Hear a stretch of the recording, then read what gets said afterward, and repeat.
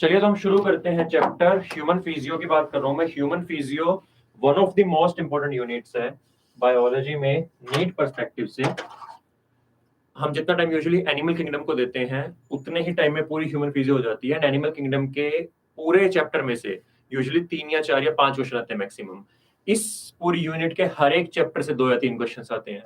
तो अगर आप पूरे के पूरे 7 चैप्टर्स अच्छे से करते हैं देन आपके जो 15 से 20 क्वेश्चंस हैं नीट में वो कंफर्म हो जाते हैं, अगर आप ह्यूमन फिजियो बहुत अच्छे से कर रहे हैं तो। बहुत इंपॉर्टेंट यूनिट है एंड उतनी ही समझने वाली यूनिट है, रटने वाला पोर्शन इसमें कम है। तो अच्छे समझ के करेंगे, कहीं भी डाउट आएगा तो मेरे से पूछ सकते हैं। तो फर्स्ट चैप्टर दिया हुआ है, फर्स्ट चैप्टर अकेला चैप्टर है इस पूरी यूनिट का, जहां पे आपने ज्यादा रटना नहीं है, ज्यादा समझना नहीं है, सिर्फ कुछ याद करने का है, कुछ ही टॉपिक इसमें समझने वाले। इसके अलावा जो मैक्सिमम चैप्टर्स हैं आपके मैक्सिमम, उसमें आपको कुछ ना कुछ पार्ट समझने का है। तो एनसीईआरटी बेस्ड पढ़ाऊंगा मैं आपको।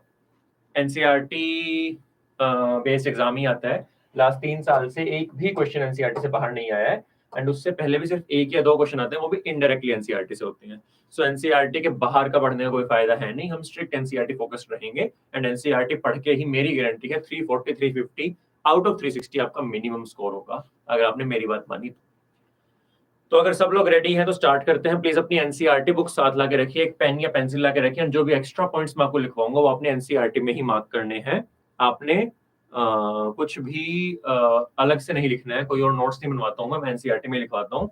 तो अपनी एनसीईआरटी साथ ला के रखिए एंड एनसीईआरटी में ही मैं आपको एक्स्ट्रा चीजें लिखवाऊंगा।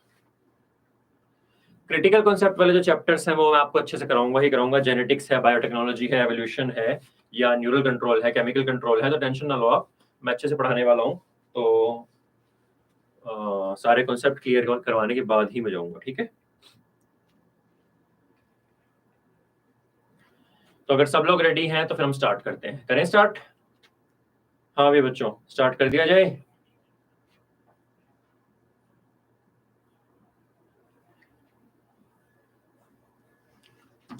चलिए, सो डाइजेशन एंड एब्जॉर्प्शन में सबसे पहले फूड क्या होता है उसके बारे में थोड़ा सा बताती है एनसीईआरटी। फूड के बारे में ये चीज याद रखना कि एनसीईआरटी ने डेफिनेशन दी है ऐसा सब्सटेंस जो 2 क्राइटेरिया को मीट करे। क्या क्या? एक तो वो एनर्जी प्रोवाइड करे, दूसरा वो आपको organic materials they growth and repair के लिए। मतलब जो भी आप खाना खा रहे हैं आपको उसने एनर्जी भी देनी है एंड आपको जो मसल बिल्डिंग करनी है, टिश्यू बनाना है, फैट स्टोरेज होगा, उसके लिए वो ऑर्गेनिक मैटर भी सप्लाई करेगा। तो जो भी चीज इन दोनों क्राइटेरिया को फिट करती है उसे हम फूड बोलते हैं। तो इस क्राइटेरिया के हिसाब से वाटर फूड नहीं है। वाटर हम बहुत ज्यादा क्वांटिटी में लेते हैं, 2 से 3 लीटर दिन का लेते हैं, बट उसको फूड नहीं मानते हैं। क्यों? क्योंकि वो एनर्जी या ऑर्गेनिक मटेरियल प्रोवाइड नहीं करता है, वो एक मीडियम प्रोवाइड करता है जिसके अंदर हमारा सारा कुछ होता है। फूड की अगर हम बात करें, फूड में 3 मेजर कंपोनेंट्स हैं, बचपन से पढ़ते आ रहे हैं हम। क्या क्या? Proteins, fats and carbohydrates. So protein, fat, carbohydrate, आज हम इनके बारे में अच्छे से पढ़ेंगे।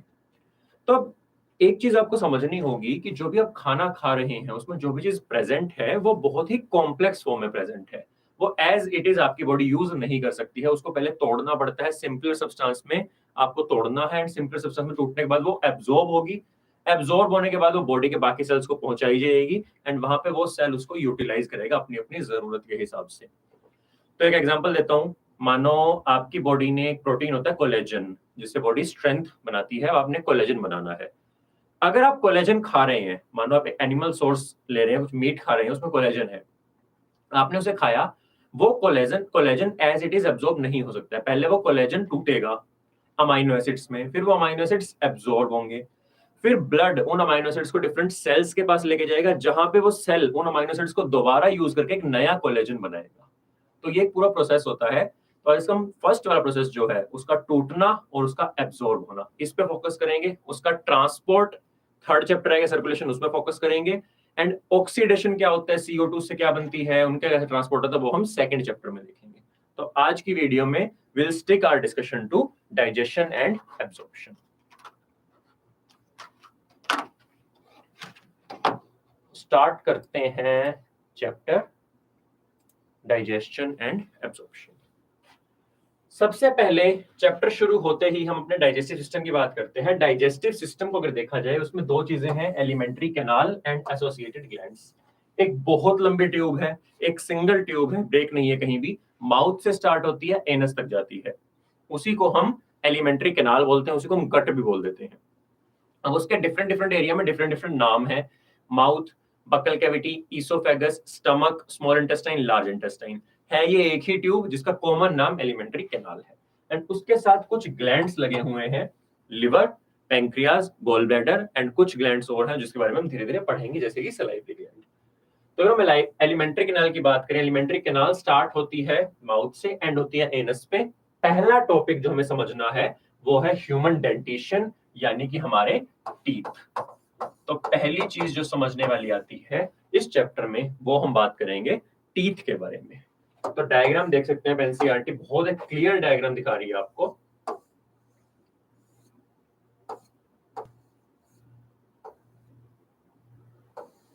एक सेकंड दीजिए, मैं डायग्राम खोल लूं।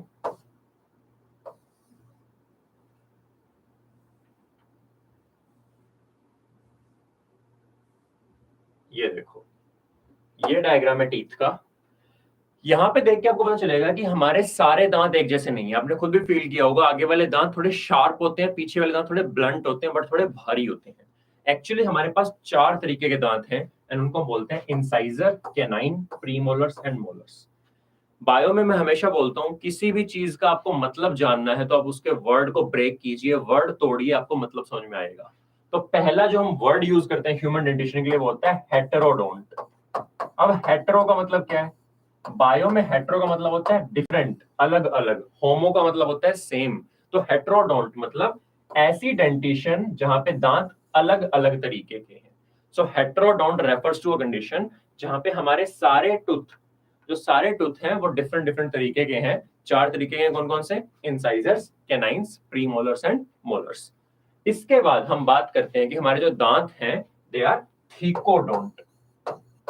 सेकंड वर्ड जो आपने याद रखना हमारे डेंटिशन के लिए वो है थीकोडोंट। थीकोडोंट का मतलब है कि आपके दांत बोन के ऊपर चिपके नहीं हुए हैं, बोन के अंदर एक गड्ढा हुआ है, एक सॉकेट बना है, एंड दांत उसके अंदर फिट है। तो जो दांत आपको दिखता है बाहर, उसका भी एक बहुत बड़ा हिस्सा उसके अंदर होता है जिसको हम रूट बोलते हैं, एंड वो रूट बोन के अंदर अच्छे से एम्बेडेड होती है। ठीक है, इस तरह की डेंटिशन को हम थीकोडोंट बोलते हैं। एंड लास्ट वर्ड है डाइफायोडोंट।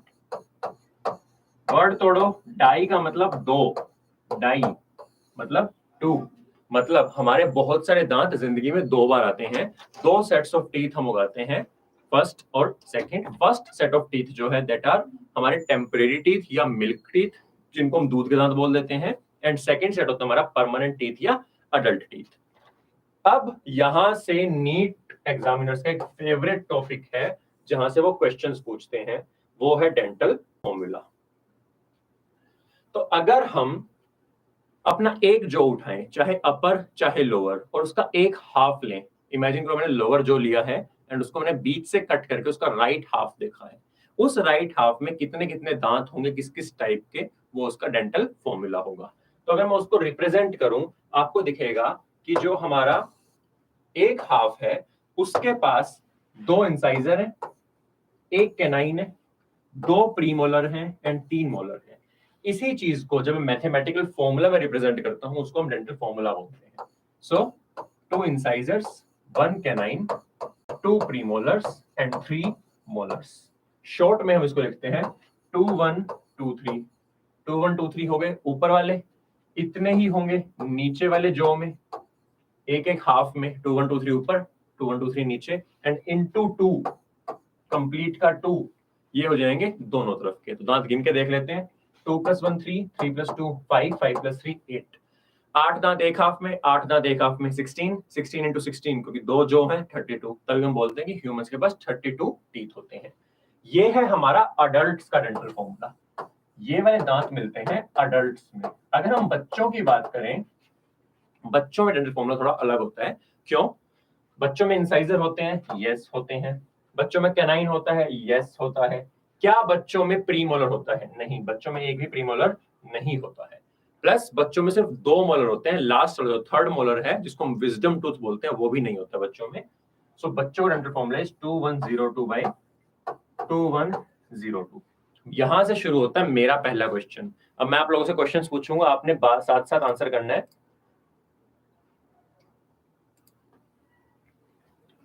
तो मेरा क्वेश्चन होता है कि ह्यूमंस के केस में how many type of tooth are strictly diphyodont.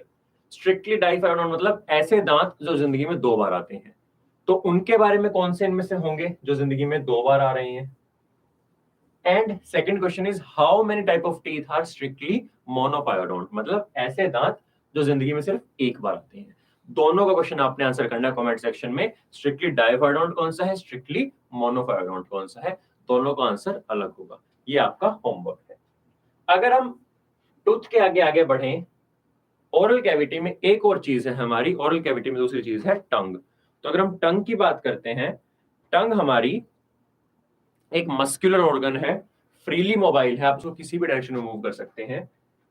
And tongue का जो डोर्सल सरफेस है, जो ऊपर वाला सरफेस है, उस पर कुछ प्रोजेक्शंस हैं। आज जाके मिरर के सामने खड़े होकर देखना, आपको दिखेगा कि टंग आपकी स्मूथ नहीं है, टंग पे कुछ ना कुछ प्रोजेक्शंस लगे हुए हैं। एंड उन प्रोजेक्शंस को हम बोलते हैं पेपिले। सो टंग के ऊपर जो प्रोजेक्शंस हैं, those projections are known as papillae. And उनमें से कुछ के पास होते हैं taste buds. Some of them contain taste buds. यहां से एक क्वेश्चन आता है कि सारे पेपिला पे टेस्ट बड नहीं होते, सिर्फ कुछ के पास होते हैं। टंग के बारे में आपने इतना ही याद रखना है।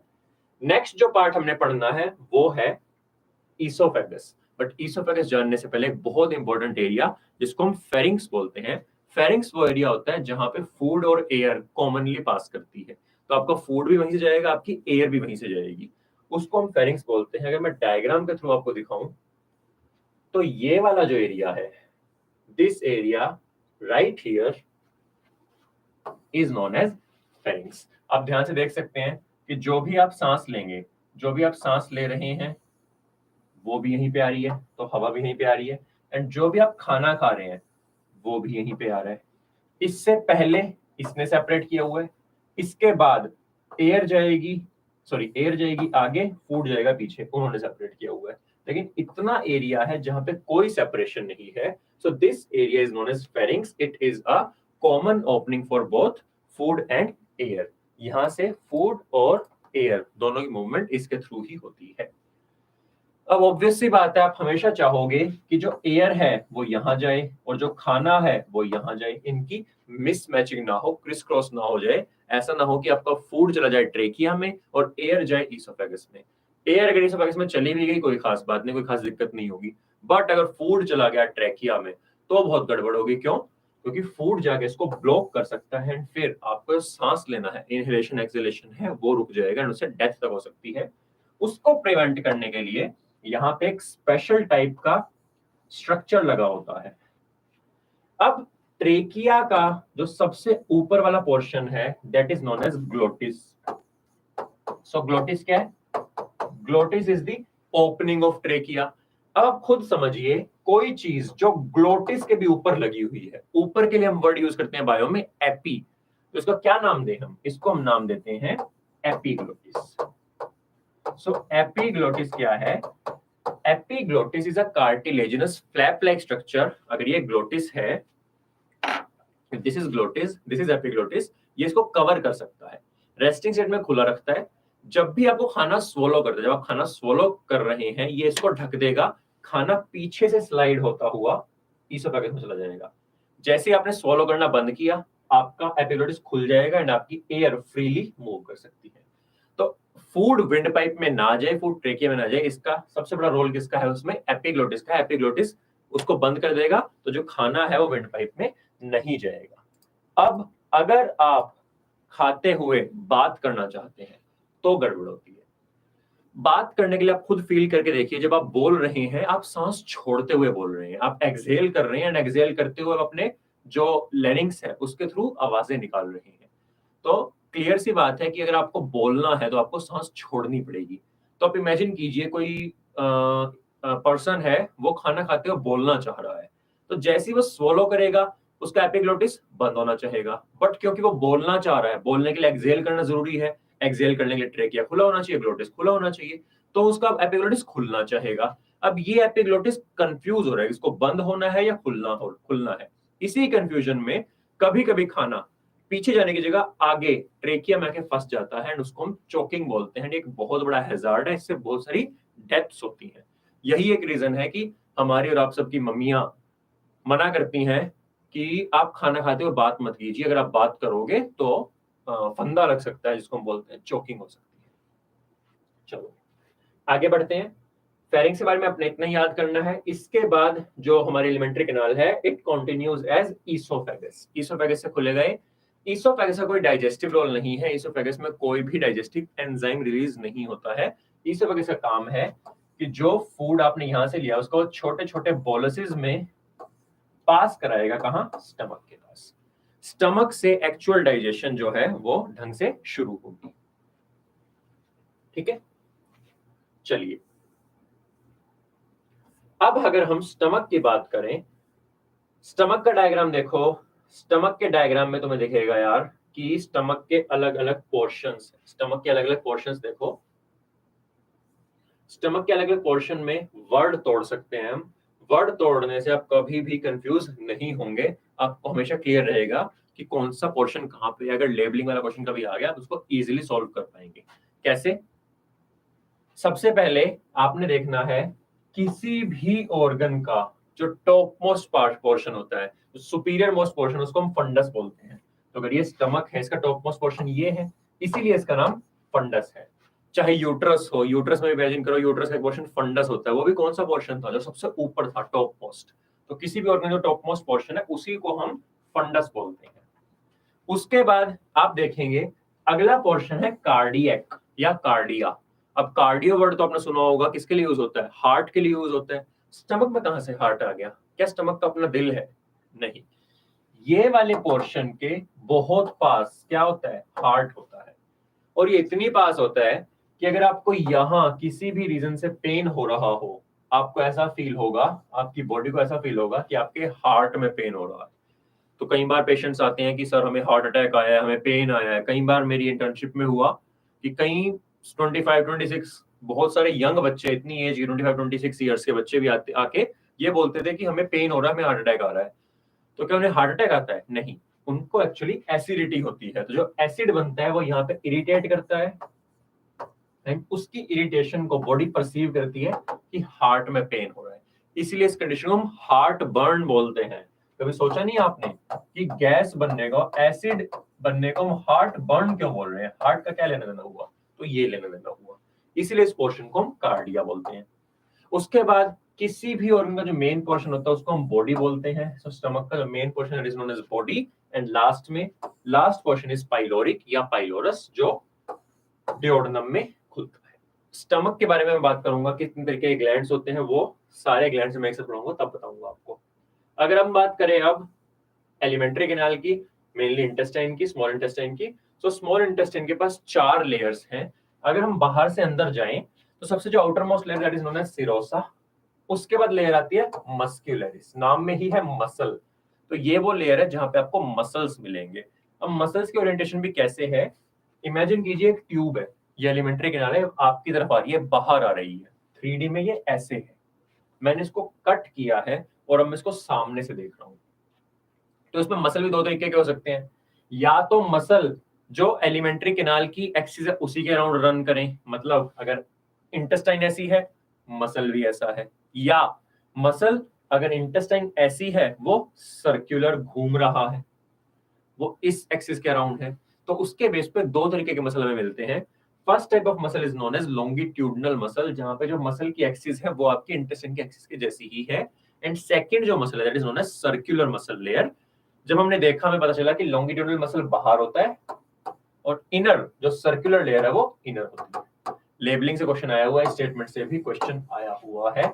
जब भी मैं रेड मार्क कर रहा हूँ एनसीईआरटी में कोई भी चीज आज के बाद, कभी भी समझ लेना उस पोर्शन से बहुत सारे क्वेश्चंस आए हुए हैं, एंड इंपॉर्टेंस उतनी ही ज्यादा जितने ज्यादा रेड सर्कल में लगाऊंगा। इसके बाद जो लेयर आती है that is known as submucosa, and last layer is known as mucosa.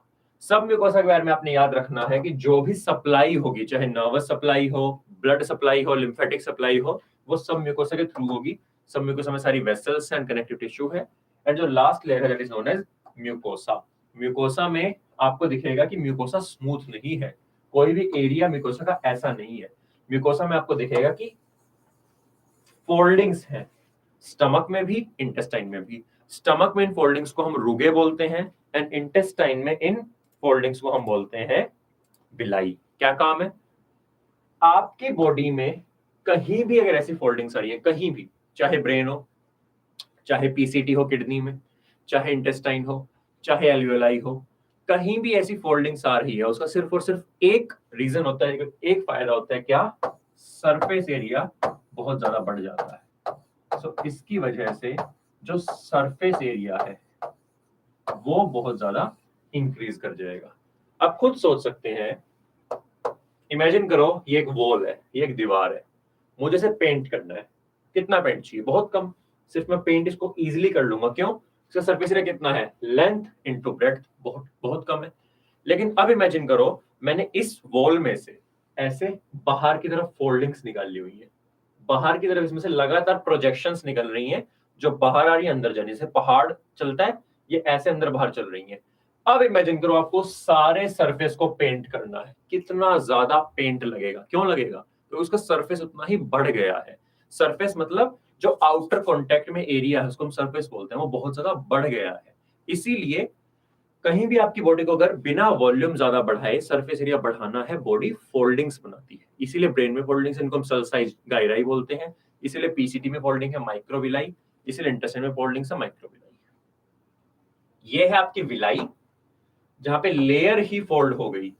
अब इस लेयर को भी आप जूम करके देखोगे, ये लेयर भी ऐसे स्मूथ नहीं है, इस लेयर में भी छोटी छोटी फोल्डिंग्स लगी हुई है। एंड छोटी के लिए हम वर्ड यूज करते हैं माइक्रो, बायो में वर्ड यूज होता है micro. So this is known as microvilli. So ये छोटा स्ट्रक्चर है, ये है माइक्रोविलाई।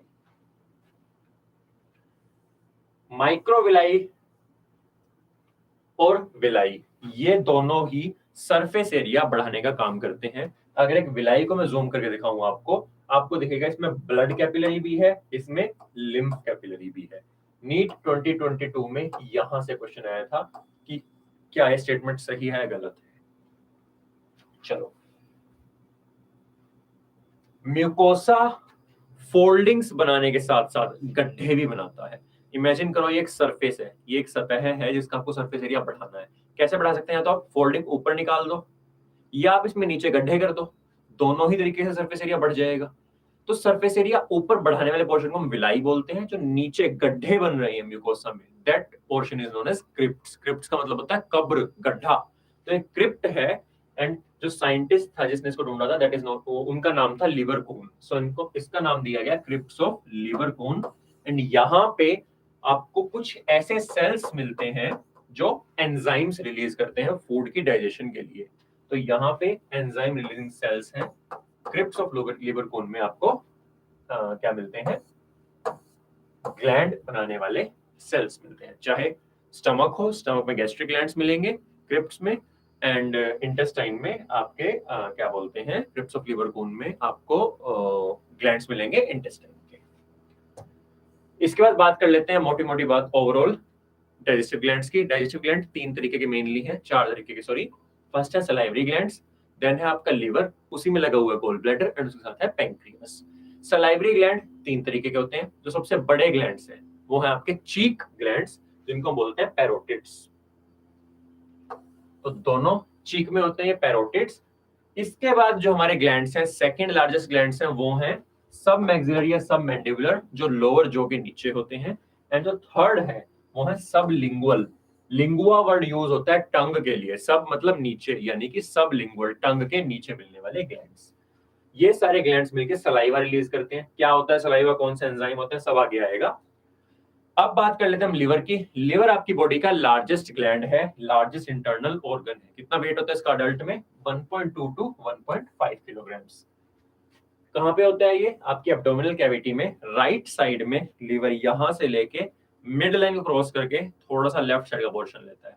सो लिवर इतना एरिया कवर करता है, आपकी बॉडी का लार्जेस्ट इंटरनल ऑर्गन है लिवर। लिवर के अंदर जो सेल्स हैं वो रैंडमली अरेंज नहीं है। अगर मैं आपको लिवर जूम करके दिखाऊं, अगर ये एक लिवर है, इसका इतना पोर्शन मैं आपको जूम करके दिखा रहा हूं, आपको दिखेगा कि जो लिवर के सेल्स हैं वो एक के बाद एक ऐसे रस्सियों की फॉर्म में लगे हुए हैं। जैसे कॉर्ड होती है, रस्सी होती है, ये इस तरीके से लगे होते हैं। और ये बहुत सारे सेल मिलके, बहुत सारी कोड्स मिलके इस तरीके की डिजाइन बना देते हैं।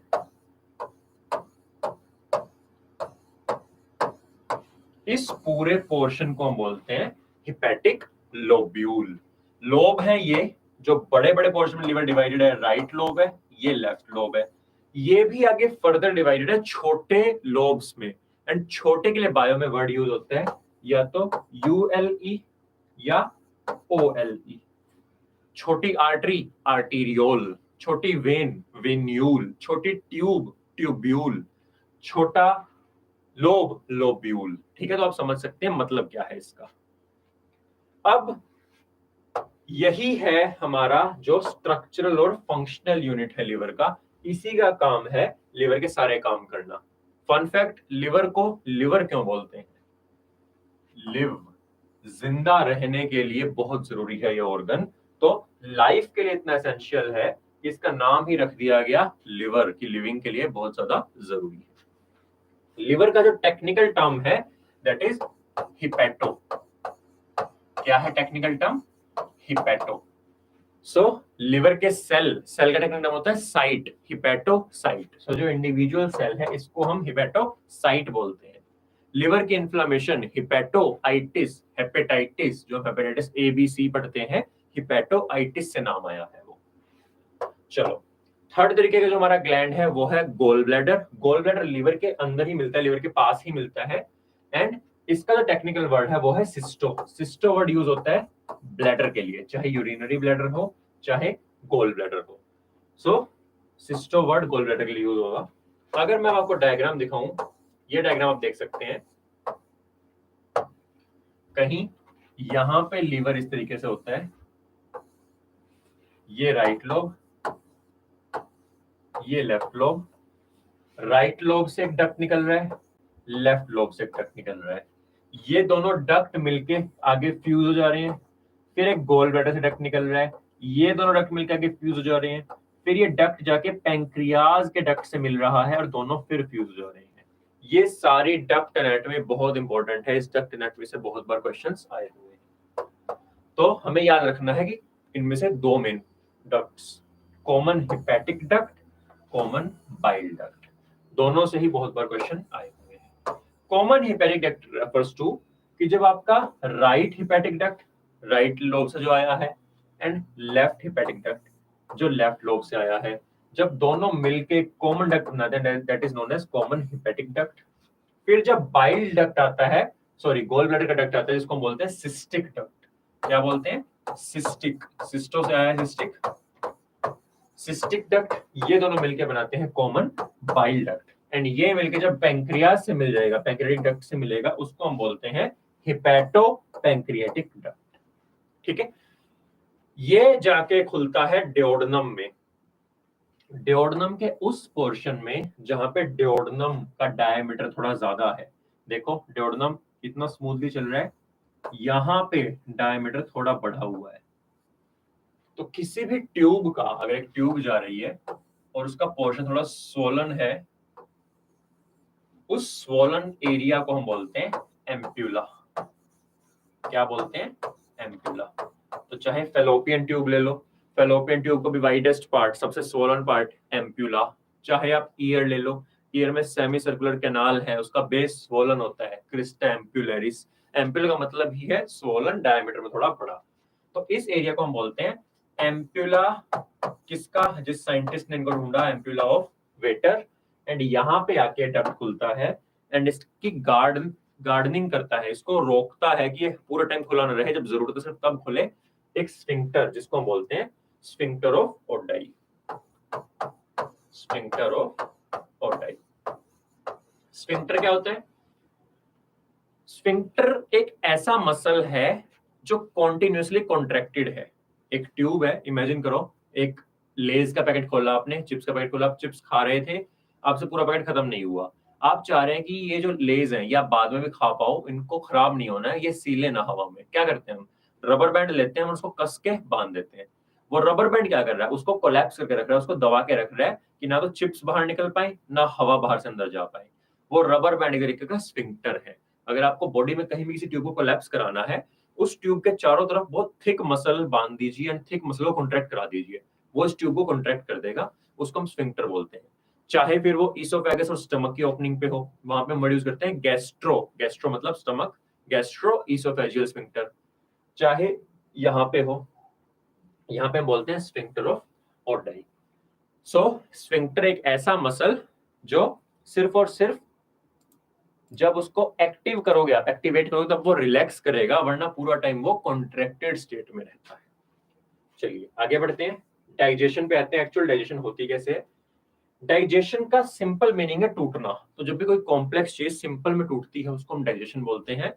इस एसेंस में जब आप खाने को चबा रहे हैं, च्यू कर रहे हैं, उसमें भी आप बड़े फूड पार्टिकल छोटे छोटे पार्टिकल्स में तोड़ रहे हैं, वो भी एक डाइजेशन होना चाहिए, एक्चुअली होता है।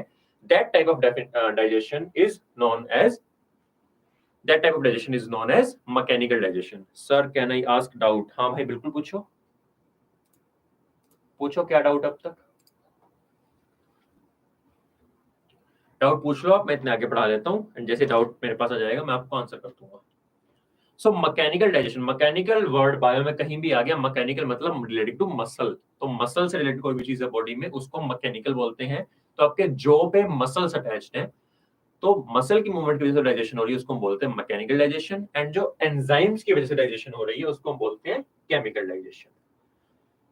दोनों ही तरीके की डाइजेशन आपके माउथ के अंदर स्टार्ट हो जाती है। मैकेनिकल डाइजेशन आपके टीथ करते हैं, केमिकल डाइजेशन सलाइवा में present enzyme. So mechanical digestion आपके माउथ टीथ ने किया एंड केमिकल डाइजेशन आपके सलाइवा में प्रेजेंट एक एंजाइम ने किया है जिसको हम बोलते हैं सलाइवरी अमाइलेज। अब यहां से एक और चीज आपको याद रखनी है, कभी भी आपने एंजाइम का नोमेनक्लेचर करना है, आप कैसे करोगे? वो सबस्ट्रेट लिखो जिसके ऊपर एंजाइम एक्ट करता है एंड उसके आगे एज लगा दो। एज का मतलब होता है तोड़ना, टूटना। तो अगर कोई सब्सटेंस जो प्रोटीन को तोड़ रहा है, एंजाइम का नाम क्या होगा? प्रोटीएज। लिपिड को तोड़ रहा है, लाइपेज। न्यूक्लिक एसिड को तोड़ रहा है, न्यूक्लिएज। तो स्टार्च को तोड़ने वाले एंजाइम को क्या बोलना चाहिए था? हमें बोलना चाहिए था स्टार्चेज, बट स्टार्चेज हम बोलते हैं अमाइलेज। क्यों? बायोमोलिक्यूल्स याद करो, स्टार्च के दो पोर्शन होते हैं, क्या? Amylose, amylopectin. याद आ रहा है कुछ कुछ? नहीं भी आ रहा है तो कोई बात नहीं, मैं आप लोगों को पढ़ा दूंगा। Amylose, amylopectin. अमाइलो वर्ड यहां से लिया गया है क्योंकि दोनों ही चीजों में अमाइलो है, तो अमाइलो को तोड़ने वाला अमाइलेज, यहां से नाम आया है। सलाइवा में इसके अलावा कुछ इलेक्ट्रोलाइट्स होते हैं जैसे कि calcium, sodium chloride, bicarbonate, potassium, calcium नहीं sorry, sodium potassium chloride bicarbonate. इसके अलावा एक और एंजाइम है जिसको हम बोलते हैं लाइसोजाइम, जो एक एंटीबैक्टीरियल एंजाइम है जो आपके खाने में बैक्टीरिया प्रेजेंट है ये उनको मार देगा, उनको ये तोड़ देगा। जो भी आप स्टार्च खा रहे हैं, स्टार्च प्रेजेंट होता है नॉर्मली फूड्स में, तो रोटी में, राइस में, और जो आप अगर बनाना खा रहे हैं, आलू खा रहे हैं, फ्रूट्स वेजिटेबल खा रहे हैं, उनमें मेन पोर्शन स्टार्च होता है, ये उस पे एक्ट करता है। 30% स्टार्च को ये तोड़ देता है एक डाइसैकेराइड में नोन एज माल्टोज। डाइसैकेराइड मतलब डाई मतलब टू, सैकेराइड मतलब शुगर, मतलब एक ऐसी चीज जो दो शुगर से मिलकर बनी हो उसको हम बोलते हैं डाइसैकेराइड। उसका एग्जांपल है माल्टोज। क्यों? क्योंकि ये दो ग्लूकोज मॉलिक्यूल से मिलकर बना है। कमेंट सेक्शन में मुझे बताना माल्टोज को तोड़ने वाले एंजाइम का नाम क्या होगा। सेम फिनोमेना लगाना है, सेम कॉन्सेप्ट लगाना है जो कॉन्सेप्ट मैंने आपको ऊपर बताया है। माल्टोज को तोड़ने वाला एंजाइम क्या नाम रखें उसका? चलो, आपने हर एक एंजाइम का, जिसने भी एनसीईआरटी ने जिस भी एंजाइम का पीएच बता दिया है, ऑप्टिमम पीएच आपने वो जरूर याद रखना है। सलाइवरी अमाइलेज का ऑप्टिमम पीएच होता है 6.8। अब आते हैं हम ईसोफेगस में। ईसोफेगस में कोई भी डाइजेस्टिव एक्टिविटी नहीं होती है। क्यों? क्योंकि डाइजेस्टिव एंजाइम उसका नहीं है। बट जो सलाइवरी अमाइलेज माउथ में काम कर रहा है वो ईसोफेगस में भी काम करता हुआ जाता है, स्टमक में जाके वो रुकता है क्योंकि वहां पे पीएच चेंज हो जाता है। स्टमक की अगर हम बात करें, स्टमक के म्यूकोसा में 3 तरीके के सेल्स होते हैं। म्यूकस नेक सेल्स, नाम में इनका काम क्या है? म्यूकस रिलीज करना। पेप्टिक और चीफ सेल्स, जिनका काम है प्रो एंजाइम पेप्सिनोजन रिलीज करना। किसी भी एंजाइम को इनएक्टिव बताना है, अगर इनएक्टिव फॉर्म का नाम रखना है, एंजाइम के आगे जन वर्ड लगा दो, जन का मतलब होता है इनएक्टिव। तो inactive pepsin, pepsinogen, inactive trypsin, trypsinogen, inactive chymotrypsin, chymotrypsinogen. तो आप समझ सकते हैं जन का मतलब क्या है। एंड थर्ड, पैराइटल या ऑक्जेंटिक सेल्स जिनका काम है HCl hydrochloric acid and intrinsic factor release करना। इंट्रिंसिक फैक्टर क्या होता है? एक ऐसा प्रोटीन, एक ऐसा फैक्टर जो विटामिन B12 के एब्जॉर्प्शन में हेल्प करता है। तो जो आप खाने में विटामिन B12 ले रहे हैं, ये उससे बाइंड कर जाएगा एंड उसकी एब्जॉर्प्शन करवाएगा, नोन एज इंट्रिंसिक फैक्टर। तीनों ही सेल्स से बहुत बार क्वेश्चन आया है, बहुत इंपॉर्टेंट है, अच्छे से याद रखना। स्टमक की हम बात करें, स्टमक 4 से 5 घंटे खाने को स्टोर करता है। स्टमक का जो म्यूकोसा कंपोनेंट है, सॉरी मस्कुलरिस कंपोनेंट है, वो अच्छे चर्निंग मूवमेंट शो करके खाने को पेस्ट में कन्वर्ट कर देता है। एंड स्टमक में प्रेजेंट जो प्रो एंजाइम पेप्सिनोजन था, जब HCl उसके ऊपर काम करता है तो then it gets converted to pepsin, and pepsin convert कर देता प्रोटीन्स को तोड़ के प्रोटियोसिस एंड पेप्टोन्स में, बेसिकली पेप्टाइड्स में। तो अगर एक प्रोटीन की लंबी चेन है, ये इसको छोटे छोटे कंपोनेंट्स में तोड़ देगा एंड फर्दर इंटेस्टाइन और पैंक्रियाटिक जूस इस पे काम करके इसको छोटे छोटे अमाइनो एसिड्स में कन्वर्ट कर देगा further down the road. Intrinsic factor का कोई खास रोल नहीं है, बस विटामिन B12 की एब्जॉर्प्शन और कुछ नहीं। इसके अलावा रेनिन, इस पे भी क्वेश्चन बहुत बड़ा एनसीईआरटी में। This renin is completely different from renin released by the kidneys. वहां पे होता है RE सिंगल NIN, ठीक है? तो याद रखना ये दोनों अलग अलग चीजें हैं। यहाँ पे रेनिन एक एंजाइम है, प्रोटियोलिटिक एंजाइम है, जो मिल्क प्रोटीन्स की डाइजेशन कराता है एंड ये एंजाइम आपको मिलता है इन्फेंट्स में, छोटे बच्चों में। मिल्क प्रोटीन कौन सा होता है? Mainly casein. इसके अलावा मिल्क प्रोटीन कौन सा होता है? वे। वे भी एक मिल्क प्रोटीन है, ठीक है? 2 मिल्क प्रोटीन्स हैं। स्मॉल इंटेस्टाइन में भी मिक्सिंग होती है, मस्कुलरिस वहां पे भी है, एंड स्मॉल इंटेस्टाइन के अपने जूसेस प्लस जो जूस आ रहा है लिवर एंड बाइल से, लिवर एंड गॉल ब्लैडर से, जिसको हम बाइल बोलते हैं, एंड पैंक्रियाज से, ये सारे जूस भी स्मॉल इंटेस्टाइन में आते हैं, स्पेसिफिकली डिओडनम में। तो वहां पे आके क्या क्या काम करते हैं? अच्छा, एक चीज रह गई, स्मॉल इंटेस्टाइन के जूस के लिए हम वर्ड यूज करते हैं सक्कस एंटेरिकस। वर्ड तोड़ो, कभी नहीं भूलोगे। सक्कस का मतलब ये होता है juice. Entero, entero word stands for intestine. Entero word intestine के लिए। केमिकल कंट्रोल में बताऊं, पढ़ाऊंगा आपको मैं एक हार्मोन एंटेरोकाइनेज। तो अगर आपने कभी ना भी नाम सुना हो, क्वेश्चन आ जाए एंटेरोकाइनेज इज रिलीज्ड बाय, क्या आंसर होगा? नाम में ही एंटेरो है, इंटेस्टाइन, स्मॉल इंटेस्टाइन। तो ऐसे वर्ड्स आप अगर आप तोड़ोगे, बायोलॉजी में ना आते हुए आप बहुत सारे क्वेश्चन इजीली सॉल्व कर सकते हैं। दूसरा एग्जांपल लेता हूं, एक फीवर होता है जिसमें खाने से वो फैलता है एंड बहुत हाई फीवर होगा, हम उसको ह्यूमन हेल्थ में पढ़ेंगे, टाइफॉइड। उसका दूसरा नाम क्या है? Enteric fever. इंटेस्टाइन को बीमार कर रहा है वो। तो एंटेरो मतलब इंटेस्टाइन। एक और बहुत ही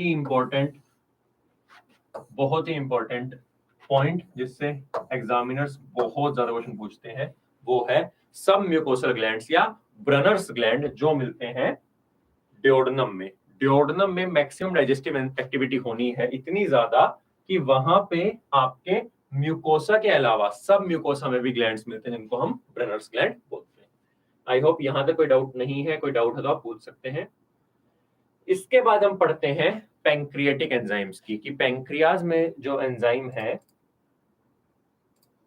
पैंक्रियाज में जो एंजाइम्स हैं वो क्या क्या काम कर रही है। तो पैंक्रियाज में present enzyme second last step करते हैं डाइजेशन का। लास्ट स्टेप करेंगे इंटेस्टाइन के एंजाइम्स, सेकंड लास्ट करेंगे पैंक्रियाज के एंजाइम। तो जो भी प्रोटीन्स, पेप्टोन्स, प्रोटियोस बनाए थे किसने? पेप्सिन ने। उनको ट्रिप्सिन, काइमोट्रिप्सिन, कार्बोक्सिलोपेडेज, 3 प्रोटियोलिटिक एंजाइम है पैंक्रियाज के पास। किसमें कन्वर्ट कर देगा? डाइपेप्टाइड्स में। जो स्टार्च 70% बच गया था, 30% तो सलाइवरी एमाइलेज ने कर लिया था हाइड्रोलाइज, 70% बचा हुआ पैंक्रियाटिक एमाइलेज में तोड़ देगा डाइसैकेराइड्स में, बेसिकली माल्टोज में। जो फैट्स आए थे, लाइपेज उन पे काम करेगा, डाइग्लिसराइड बनाएगा, देन मोनोग्लिसराइड बनाएगा। एंड जो न्यूक्लिक एसिड आपने खाया, डीएनए, आरएनए, न्यूक्लियस पे काम करके बनाएगा न्यूक्लियोटाइड्स, एंड न्यूक्लियोटाइड से बनेगा न्यूक्लियोसाइड्स। दो बहुत इंपॉर्टेंट टॉपिक जो यहां से पहले याद कर ले। सबसे पहला, ये एक्टिव कैसे होते हैं। तो अगर मैं पैंक्रियाटिक जूस की आपको बात बताऊं, पैंक्रियाटिक जूस के बारे में एनसीईआरटी लिखती है यहाँ पे। पैंक्रियाटिक जूस में होते हैं कुछ इनएक्टिव एंजाइम, कौन कौन से? Trypsinogen, chymotrypsinogen, procarboxypeptidase, amylase, lipase, nuclease. दुनिया जहान के सारे एंजाइम है पैंक्रियाज के पास। आप खुद सोचो, आप किस किस से बने हो? हमारी बॉडी किस किस से बनी है? प्रोटीन से, कार्बोहाइड्रेट से, फैट से, न्यूक्लिक एसिड से। तो अगर आप कुछ खा रहे हो, किसी की बॉडी खा रहे हो, चाहे प्लांट है चाहे एनिमल, आप किसी की बॉडी ही खा रहे हो, वो किससे बनी है? वो भी इन चारों चीजों से बनी है। आपको चारों तोड़ने हैं। इसके पास सब कुछ है। प्रोटीन तोड़ने के लिए 3 एंजाइम, कार्बोहाइड्रेट तोड़ने के लिए अमाइलेज, लिपिड तोड़ने के लिए लाइपेज, न्यूक्लिक एसिड तोड़ने के लिए न्यूक्लियस। कितना खतरनाक जूस है, आप ये सोचो। कोई भी लिविंग टिश्यूज में डाल दो, इसको डाइजेस्ट कर देगा, उसको ये तोड़ देगा। अब सोचो ये खुद किससे बना है? पैंक्रियास खुद भी तो protein, carbohydrate, lipid, nucleic acid इनसे ही बना है। अगर ये इन एंजाइम्स को एक्टिव स्टेट में ही रिलीज करे तो खुद ही डाइजेस्ट हो जाएगा, ये खुद ही खराब हो जाएगा। तो इसीलिए ये इनको इनएक्टिव स्टेज में निकालता है। ये एंजाइम एक्टिव नहीं होते हैं, ये इनएक्टिव स्टेट में डिओडनम के पास जाते हैं, फिर डिओडनम कुछ बनाता है जिससे ये एक्टिवेट होते हैं, एंड इसके बाद ये अपना काम शुरू करते हैं। तो क्या बनाता है डिओडनम? वो बनाता है एंटेरोकाइनेज। अभी बताया था ना मैंने शायद आपको हार्मोन बोल दिया था। हार्मोन नहीं, एक एंजाइम है। क्या है? एंटेरोकाइनेज। एंटेरो, इंटेस्टाइन तो किसने बनाया होगा? स्मॉल इंटेस्टाइन ने। ठीक है, तो इंटेस्टाइन, स्मॉल इंटेस्टाइन ने आके यहाँ पे ये बनाया। एंटेरोकाइनेज ट्रिप्सिनोजन को कन्वर्ट करेगा ट्रिप्सिन में, and trypsin further pro carboxypeptidase को कन्वर्ट कर देगा कार्बोक्सीपेप्टाइडेज में, काइमोट्रिप्सिनोजन को ट्रिप्सिनोजन में, एंड बाकी सारे एंजाइम्स को एक्टिवेट कर देगा पैंक्रियाज। उसके बाद डाइजेशन इजीली कर सकता है। एक और टॉपिक रह गया है हमारा, लिपिड डाइजेशन। लिपिड्स की डाइजेशन थोड़ी यूनिक होती है, तो उसको हम पढ़ेंगे। पहले मैं आपको स्मॉल इंटेस्टाइन का पार्ट पोर्शन पढ़ा दूं, लास्ट स्टेप ऑफ डाइजेशन कर लेते हैं, फिर मैं आपको लिपिड्स का डाइजेशन बहुत अच्छे से एक्सप्लेन करूंगा। तो अब तक क्या हुआ है? पैंक्रियाज ने आखिरी स्टेप से पहले वाले सारे काम कर दिए हैं, डाइपेप्टाइड्स बना दिए हैं। अब इसको फर्दर तोड़ना है अमाइनो एसिड्स में, कौन करेगा? Small intestine. डाइसैकेराइड्स बना दिया है, फर्दर तोड़ना है मोनोसैकेराइड्स में, कौन करेगा? Small intestine. मोनोग्लिसराइड बना दिया है, किसमें तोड़ना है? ग्लिसरॉल एंड फैटी एसिड में, स्मॉल इंटेस्टाइन करेगा। एंड न्यूक्लियोसाइड किसमें तोड़ना है? नाइट्रोजन बेस में, शुगर में, कौन करेगा? Small intestine. So small intestine करता है लास्ट स्टेप्स ऑफ डाइजेशन को कंप्लीट। तो जो आपके बिल्कुल लास्ट स्टेप्स हैं उनको ये कंप्लीट करता है। Last step of digestion are carried out by succus entericus, enzyme present in the succus entericus. तो डाइपेप्टाइड्स को कौन तोड़ेगा? डाइपेप्टाइड इज माल्टोज को, क्वेश्चन पूछा था, माल्टेज। लैक्टोज को, मिल्क शुगर, कौन? लैक्टेज। सुक्रोज को, सुक्रेज। न्यूक्लियोटाइड्स को, न्यूक्लियोटाइडेज। कितना सिंपल है। न्यूक्लियोसाइड्स को, न्यूक्लियोसाइडेज। एंड लिपिड्स को, लाइपेज।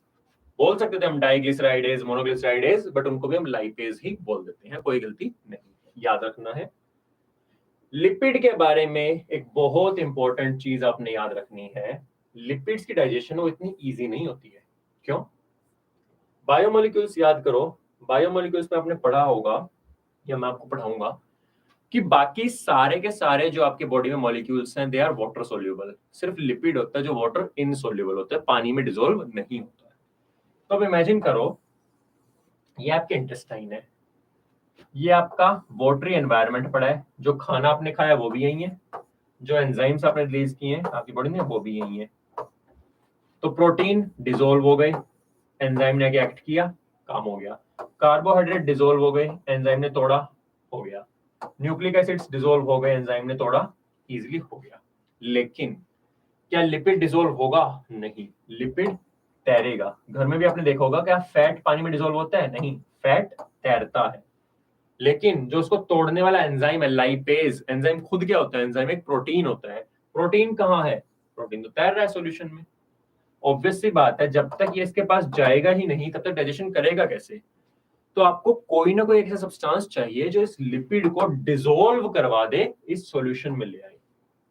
तो ऐसी कोई भी चीज जो किसी दो नॉन रिएक्टिंग सॉल्यूशंस को, नॉन लविंग सॉल्यूशंस को आपस में मिक्स करा दे, उसके लिए हम वर्ड यूज करते हैं। क्या करते हैं आप मुझे बताओ कमेंट सेक्शन में। एक ऐसी चीज जो किन्हीं भी ऐसे दो सॉल्यूशंस को मिक्स कराती है जो मिक्स नहीं होना चाहते हैं, उसको हम बोलते हैं, मैं बता ही देता हूं, एमल्सिफायर। एमल्सिफिकेशन का मतलब ही होता है आप दो चीजों को मिक्स करवाना चाह रहे हैं जो नेचुरली मिक्स नहीं होना चाहती हैं। इसका बड़ा अच्छा एग्जांपल है आइसक्रीम। नाम में ही है आइस, वाटर, क्रीम, फैट। क्या उन दोनों को मिक्स होना चाहिए था? नहीं, आपको दो सेपरेट लेयर दिखनी चाहिए थी कि इसके नीचे आइस है, इसके ऊपर क्रीम है। बट ऐसा होता है नहीं, हमें एक ही लेयर दिखती है। क्यों? क्योंकि इसमें कोई ना कोई एमल्सिफाइंग एजेंट मिलाया होता है जो उसको मिक्स करा देता है अच्छे से। आपकी बॉडी में एमल्सिफाइंग एजेंट का काम करता है बाइल। बाइल किसने रिलीज किया था? लिवर ने। एंड बाइल में भी क्या? बाइल में present bile salts. Bile pigments का कोई काम नहीं है। बाइल पिगमेंट सिर्फ कलर प्रोवाइड करते हैं स्टूल्स को, असली काम करते हैं बाइल सोल्ट्स। बाइल सोल्ट्स आएंगे, इसको तोड़ेंगे, तोड़ के इसको इस तरीके से कन्वर्ट कर देंगे कि ये इसमें सॉल्यूशन में डिसॉल्व हो जाएगा, और इसके डिसॉल्व होते ही लाइपेज इस पे काम करेगा और इसको तोड़ देगा किसमें? फैटी एसिड्स प्लस ग्लिसरॉल में। ठीक है। सो फैट डाइजेशन का जो फर्स्ट स्टेप है that is known as emulsification. किसने किया है? वो बाइल ने किया है। So bile, fat digestion starts with bile. And उसके बाद करता कौन है? क्या बाइल के अंदर लाइपेज है? नहीं, bile does not contain any enzyme.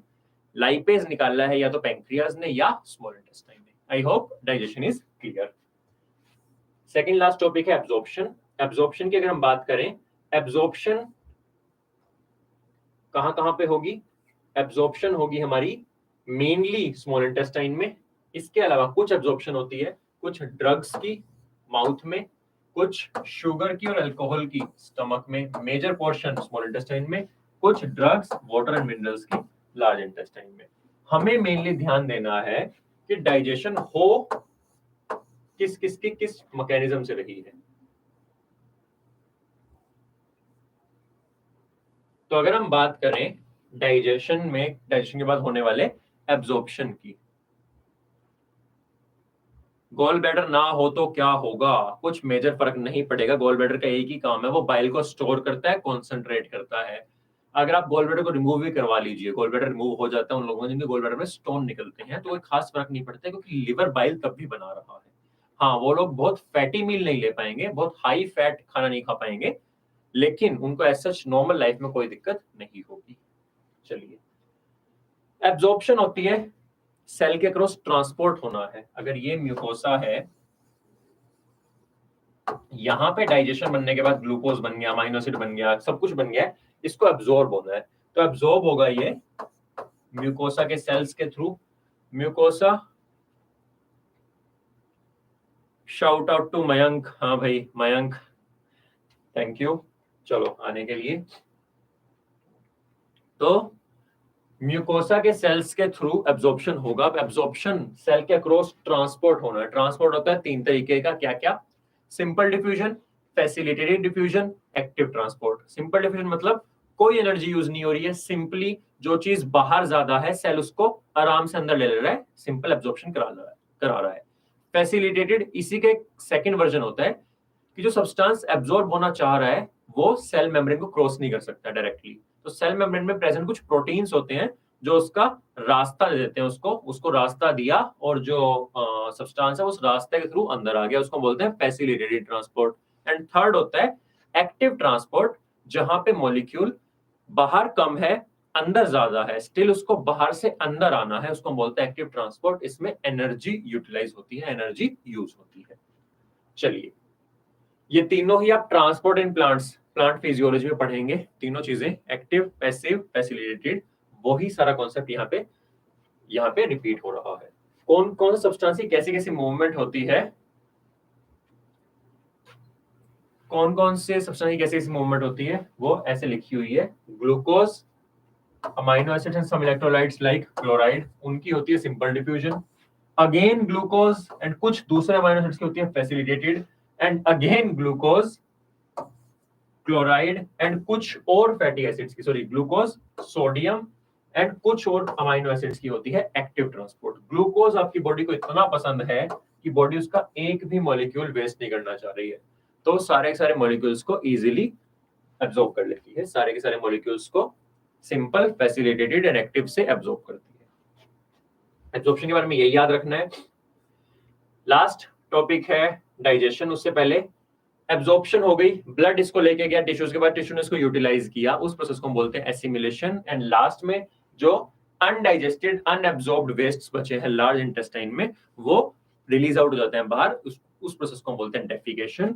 उसमें एक मास पेरिस्टाल्टिक मूवमेंट, मतलब बहुत ज्यादा पेरिस्टाल्सिस शो होती है एंड डेफिकेशन फुली हो जाता है।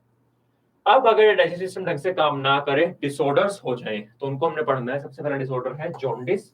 जॉन्डिस का मतलब होता है yellowish discolouration of skin and I.